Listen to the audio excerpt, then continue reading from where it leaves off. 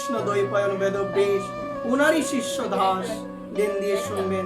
গুরুদেবকে প্রশ্ন করলেন, গুরুদেব আপনি তো অনেক কিছু জানেন, সবকিছুই বুঝেন, আপনি কৃপা করে আপনি আমাকে বলেন গুরুদেব আমার মৃত্যু কখনো হবে। তখন বেদব্যাস বলল, দেখো আমি ভগবানের সত্যাব্যাস অবতার হতে পারি, কিন্তু মৃত্যুর দায়িত্ব এটা আমার হাতে নয়, এটা আমি বলতে পারি না। কিন্তু তুমি আমার একনিষ্ঠ সেবক, একনিষ্ঠ দাস, তুমি সেবা করো, আমি এই প্রশ্নটা তোমার হয়ে আমি করতে পারি। তোমার হয়ে আমি সৃষ্টিকর্তা ব্রহ্মাকে আমি এই প্রশ্নটা করব, তোমার মৃত্যু কখন হবে বলো না। আমি ওনাকে করতে পারি। দাস বললেন, তাহলে আপনার সঙ্গে আমাকে নিয়ে চলুন, আমি নিজের কানে শুনতে চাই যে আমার মৃত্যু কখন হবে। বেদব্যাসের তো সেই ক্ষমতা ছিল, তিনি নিয়ে গেলেন ব্রহ্মার কাছে।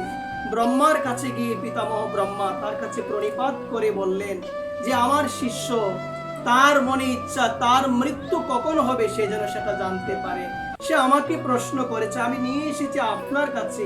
আপনি তো জগৎ সৃষ্টি করেছেন, আপনি কৃপা করে আপনি আমাকে বলেন আমার শিষ্য দাসের মৃত্যু কখন হবে। সৃষ্টিকর্তা ব্রহ্মা বলেন, জগৎ আমি সৃষ্টি করি, কিন্তু মৃত্যুর দায়িত্বটা আমার কাছে নয়, মৃত্যুর দায়িত্বটা আমার কাছে নয়। দেন দিয়ে শুনেন, বলছে এটা কে জানতে পারে? যে চলুন আমরা যাই। কার কাছে যাই? আমরা দেবাদিদেব মহাদেব ভগবান শঙ্করের নিকট আমরা যাই। উনি তো ধ্বংস করেন, আমি সৃষ্টি করি, উনি ধ্বংস করেন, চলো ওনার কাছে যাই। ওনার কাছে গেলেন, প্রণাম জানালেন, জানিয়ে বলছেন বেদব্যাস যে আমার শিষ্য, সে প্রাণ ডালা আমাকে সেবা দেয়, একনিষ্ঠ ভাবে সে আমাকে সেবা দিচ্ছে, আমার সেবা করে আমার দাস। সে আজকে আমার নিকট প্রশ্ন করেছে তার মৃত্যু কখন হবে, আমি যেন তাকে বলি। আমি তো জানি না। ব্রহ্মার কাছে গিয়েছিলাম, ব্রহ্মা উনি বলছেন উনিও জানেন না, উনি আপনার কথা বলেছেন, এই জন্য আপনার নিকটে এসেছি। আপনি কৃপা করে উত্তর দেন যে আমার শিষ্য দাসের মৃত্যু কখন হবে। তখন তিনি বললেন, দেখুন আমার কাজ হলো ধ্বংস করা, কিন্তু মৃত্যু কখন হবে সেটা আমি নিজেও বলতে পারি না, আমি বলতে পারি না। বলতে পারে কে? বলতে পারে ভগবান বিষ্ণু। ভগবান বিষ্ণু বলতে পারে। তো ভগবান বিষ্ণুর কাছে এখন সবাই গেলেন। কে গেলেন? বেদব্যাসও গেলেন। বেদব্যাসের সঙ্গে কি আছে? সবাই বলেন তার শিষ্য দাসও আছে, সৃষ্টিকর্তা ব্রহ্মাও আছে, শঙ্কর ভগবানও আছে। এখন তারা সবাই মিলে রওনা দিয়েছেন বৈকুণ্ঠ লোকে ভগবান বিষ্ণুর নিকটে। সবাই বলো ভগবান বিষ্ণুর নিকটে গিয়ে সবাই ভগবানকে প্রণাম জানিয়েছে। বেদব্যাস বললেন, প্রভু এসেছি আপনার নিকটে, একটি প্রশ্ন নিয়ে আপনি সেই প্রশ্নের উত্তর দিয়ে আমাদের কৃতার্থ করে। বলছে কি প্রশ্ন?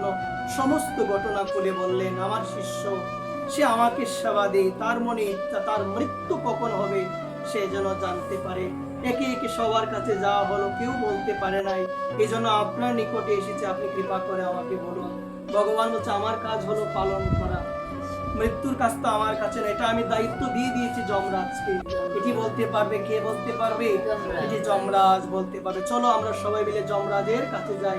তোমার একনিষ্ঠ সেবক, তার ইচ্ছা হয়েছে তার মৃত্যু কখন হবে সে যেন জানতে পারে। তাহলে চলো আমরা সবাই মিলে আজকে যমলোকে যাই, যমের কাছে। যমকে জিজ্ঞাসা করা হবে, কারণ এই দায়িত্বটা আমি আমার কাছে রাখি না, এটি যমের কাছে আমি অর্পণ করে দিয়েছি। সবাই বলো না, অর্পণ করে দিয়েছি। আজকে সবাই মিলে সৃষ্টিকর্তা ব্রহ্মাও আছে, দেবাদিদেব ভগবান শঙ্করও রয়েছে, এবং কে রয়েছে গো? ভগবান বিষ্ণু রয়েছেন, বেদব্যাস রয়েছেন, দাসও রয়েছেন। আজকে সবাই মিলে রওনা দিয়েছেন। কোন জায়গায় যাবে গো? সবাই বলেন। ভগবান আজকে সবাইকে নিয়ে রওনা দিয়েছেন যমের কাছে। ভগবানের সঙ্গে সবাই গেলেন যমের কাছে। যম তো খুব আনন্দ, যমের খুব আনন্দ। আজকে নিরানন্দ ধরে গেল, আনন্দের আর সীমা নাই। দেখে তো আত্মহারা হয়ে গিয়েছেন। জিজ্ঞাসা করলেন যে আসার কারণ কি? যখন জিজ্ঞাসা করলেন সমস্ত ঘটনা খুলে বলল। তখন তিনি হাসতে হাসতে একটি কথা বলেছিল, আমার মনে হয় কি এই কথাটি আপনারা সবাই হৃদয়ে গেঁথে নেন। তখন তিনি বললেন, আপনারা কেন এসেছেন? এই ঘটনা বলার পরে ইতিবৃত্তান্ত খুলে বললেন, এই জন্য এসেছি, সবার কাছে গিয়েছি এই প্রশ্ন নিয়ে। এখন সবাই সিদ্ধান্ত দিল এটির কাজ হলো আপনার, এটি আপনি জানেন। তখন তিনি হেসে দিয়ে বললেন যে দাস সে হলো বেদব্যাসের শিষ্য। জগতে বেদব্যাসের মতো গুরুদেব পাওয়া সুদুর্লভ। দাস পেয়েছে এবং পাওয়ার পরে সে একনিষ্ঠতা সহকারে কায় মনোবাক্যে সর্বদা গুরুদেবের সেবা করে। আমিও চিন্তায় ছিলাম তার মৃত্যু কি করে হবে।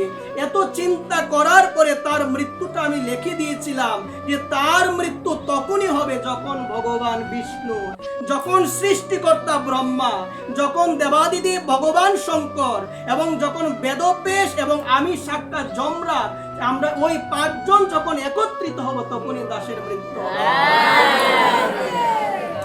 এখন তার সময় হয়েছে, এখন তার মৃত্যু হয়ে যাবে। এই জন্য দেখুন মা, মৃত্যুর হাত থেকে যত বড়ই চালাক হই না কেন সম্ভব বাঁচতে পারবো কি? আজকে প্রশ্ন কি ছিল, আমার মৃত্যু কখন হবে? আর তিনি কি বললেন, আপনার মতো গুরুদেবের সেবা করে, আপনি বেদব্যাস, আপনার মতো গুরুদেবের সেবা করে আমি চিন্তায় পড়ে গিয়েছিলাম যে তার মৃত্যুটা কিভাবে হবে। অনেক চিন্তা করার পরে আমি লিখে দিয়েছিলাম যখন ভগবান বিষ্ণু, ভগবান শঙ্কর, সৃষ্টিকর্তা ব্রহ্মা এবং সাক্ষাৎ বেদব্যাস যম, আমি সাক্ষাৎ যম, আমরা পঞ্চজন যখন একত্রিত হব, একসঙ্গে উপস্থিত হব, তখনই তার মৃত্যু। আজকে তার সেই শুভক্ষণ হয়েছে। আজকে তার